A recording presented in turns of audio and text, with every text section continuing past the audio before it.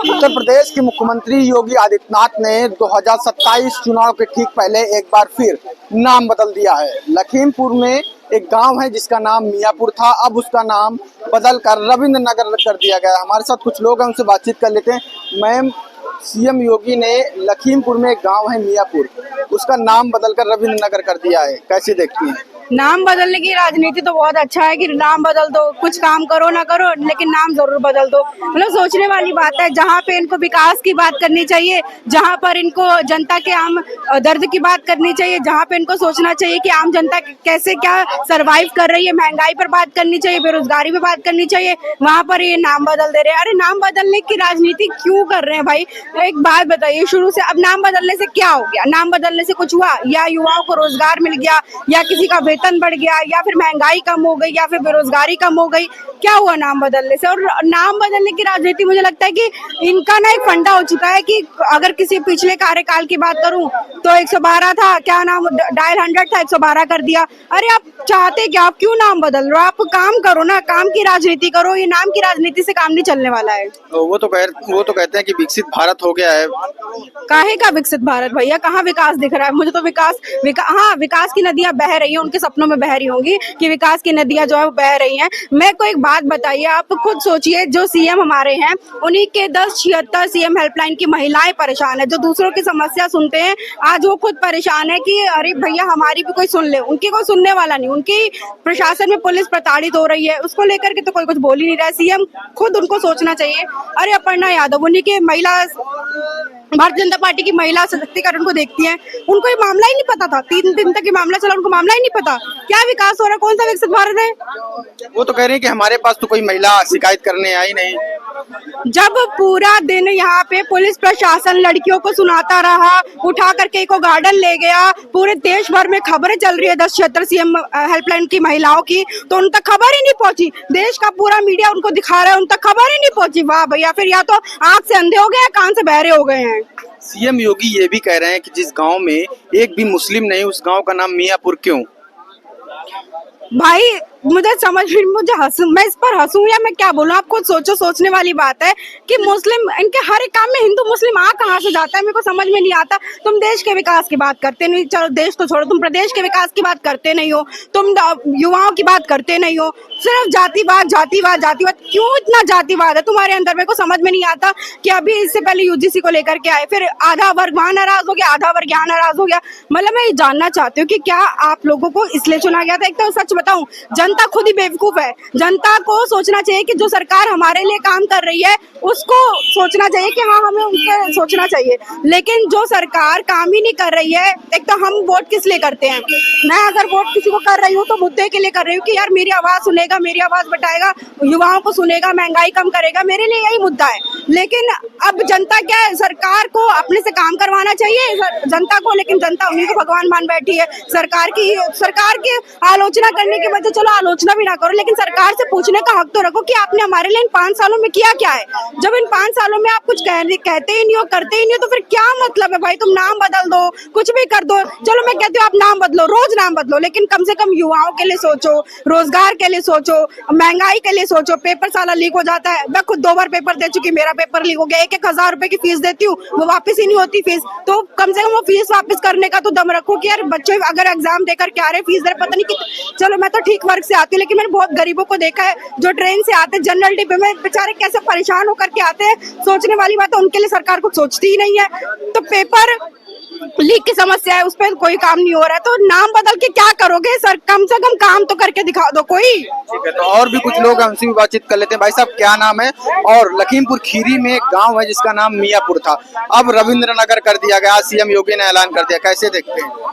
देखिए, बीजेपी सरकार ने उत्तर प्रदेश में जो मुख्यमंत्री हैं, ये 10 सालों में ही नाम बदलने का काम किए हैं, और आने वाले समय में जनता इनको भी बदलने का काम करेगी।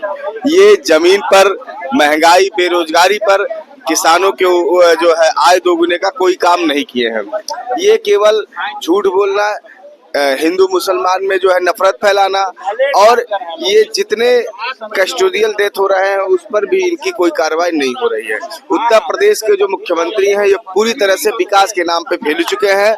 महंगाई जो है इन्होंने घटाया नहीं, और जितने भी काम हो रहे हैं उस पे बहुत बड़े पैमाने पर जो है सरकार घूस लेने का काम कर रही है। तहसीलों, थानों और ब्लॉकों में एकदम सरेआम जो है घूस लेकर के काम किया जा रहा है। गरीब आदमी रोड पर है, और मुख्यमंत्री योगी आदित्यनाथ स्वयं जो परम पूज्य शंकराचार्य भगवान जी से हिंदू का सर्टिफिकेट मांग रहे हैं। इससे पूरा हिंदू समाज जो है अपने आप को ठगा महसूस कर रहा है।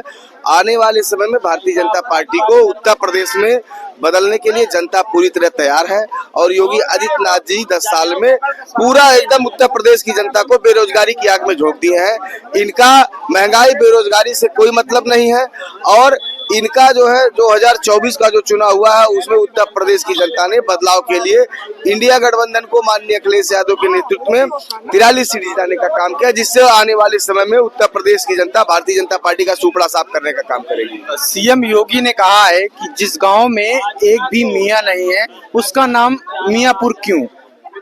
देखिए, गांव कोई भी हो, चाहे हिंदू भाई हो चाहे मुस्लिम भाई हो, जो हिंदुस्तान में और उत्तर प्रदेश में अपने गांव जिले में है उनको रहने का अधिकार है। लेकिन हमें धर्म के जो धर्म का चोला है उसको निकाल करके विकास का, महंगाई का, बेरोजगारी का जो है आलम हटा करके विकास का जो है काम करना चाहिए।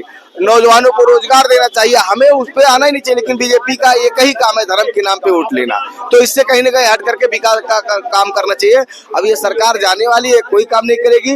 अब उत्तर प्रदेश के नौजवानों को भी सोचना चाहिए, किसानों को भी, कि ये सरकार हटाए और समाजवादी सरकार लाएंगे तभी विकास होगा। ठीक है, और भी कुछ लोग हैं उनसे भी बातचीत कर लेते हैं। भाई साहब, क्या नाम है? और जिस तरह से लखीमपुर खीरी में सीएम योगी ने एक बयान दिया है, एक गांव है जिसका नाम मियाँपुर था उसका नाम बदलकर रविंद्र नगर कर दिया गया है, कैसे देखते हैं? मियाँपुर, बीवीपुर, ये सबसे उठ के बात करना चाहिए। हिंदू मुसलमान से उठ के बात करना चाहिए। 27,000 स्कूल बंद हुआ है यूपी के अंदर, और 1 लाख सरकारी स्कूल बंद किया है भाजपा वाले ने। इस पे बात होना चाहिए। आप बताइए, हमारा मोमबत्ती में ऑपरेशन हो रहा है, उस पे बात होना चाहिए। हम जो एक्सरे फोटो कॉपी से निकाल रहे हैं यूपी में, उस पे बात होना चाहिए। निरंतर बच्चियों पे रेप हो रहा है और योगी जी बैठे हैं, उस पे बात होना चाहिए। योगी जी ने एक अच्छा काम किया है, जिसके लिए योगी जी को मुबारकबाद।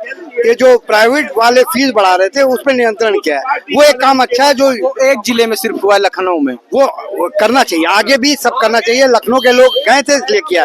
तो योगी जी से बोलेंगे इस तरीके से काम करिए। अब हिंदू मुसलमान अब मत करिए, वरना ये इलेक्शन अब हार जाएंगे, क्योंकि अब आदमी ऊब गए हैं। काम की बात करिए, हॉस्पिटल, स्वास्थ्य, शिक्षा, रोजगार, ये सब बात करिए। और साथ साथ जो क्रिमिनल है उनको एक ही नजरिए से देखिए।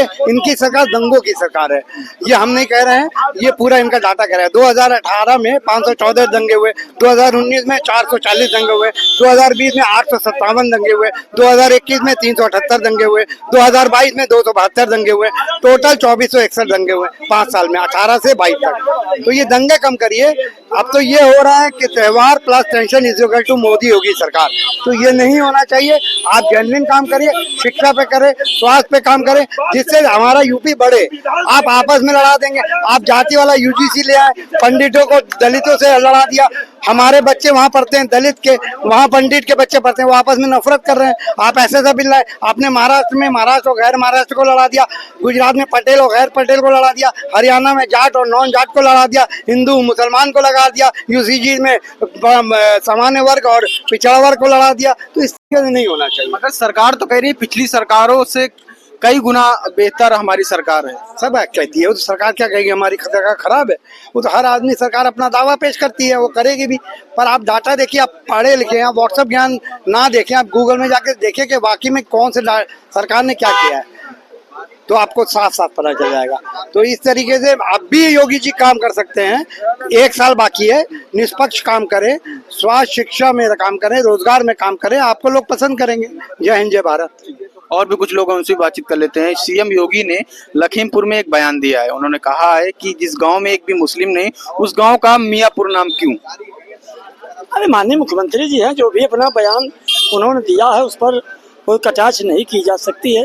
जैसे दंगा की बात कह रहे थे, तो जब मुजफ्फरनगर में सपा की सरकार थी, जब मुजफ्फरनगर में मुसलमानों के घर जल रहे थे, तब सैफई में हीरो हीरोइनी नाच रहे थे। बहुत बड़ी समाजवादी मुसलमानों की हितैषी है। तो जियाउल हक की प्रतापगढ़ में शियों की हत्या हुई थी, वही आप शुमार लगा लिए। दूसरी चीज रही है लोकप्रियता की बात।